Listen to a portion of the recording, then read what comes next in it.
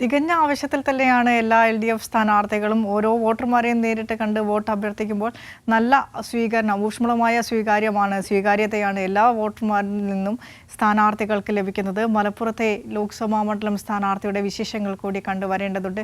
അദ്ദേഹത്തിന് എന്തൊക്കെയാണ് വികസന കാഴ്ചപ്പാടാണ് ജനങ്ങളോട് പറയാനുള്ളത് എന്നും മനസ്സിലാക്കേണ്ടതുണ്ട്. മലപ്പുറത്തെ സ്ഥാനാർത്ഥി വി വസീഫ്. മലപ്പുറം ഇടത് സ്ഥാനാർത്ഥി വി വസീഫ് നമ്മോടൊപ്പം ചേരുന്നു. ഇപ്പോൾ എല്ലാ അസംബ്ലി മണ്ഡലങ്ങളിലും ഓരോ തവണ എത്തിയിട്ടുണ്ടാവും. എങ്ങനെയാണ് ആളുകളുടെ ഒരു റിയാക്ഷൻ, എങ്ങനെയാണ് പ്രതീക്ഷകളൊക്കെ എങ്ങനെയാണ്? ഇപ്പം നിങ്ങൾ തന്നെ കാണുന്നുണ്ട്, വരുമ്പോൾ വളരെ മുതിർന്ന നാട്ടുകാരൊക്കെ വളരെ സ്നേഹത്തോടെ സ്വീകരിക്കുന്ന ഒരു കാഴ്ച, വലിയ സന്തോഷം നൽകുന്ന കാഴ്ചയാണ് ഇതൊക്കെ.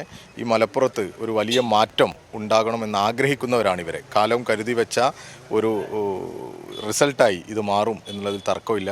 പ്രത്യേകിച്ച് ഇന്ത്യൻ രാഷ്ട്രീയ സാഹചര്യത്തിൽ സംഘപരിവാർ ഒരു ധ്രുവീകരണവുമായിട്ട് മുന്നോട്ട് പോകുമ്പോൾ ഇടതുപക്ഷമാണ് ഗ്യാരണ്ടി എന്ന് ഈ മലപ്പുറം തിരിച്ചറിയുന്നുണ്ട്.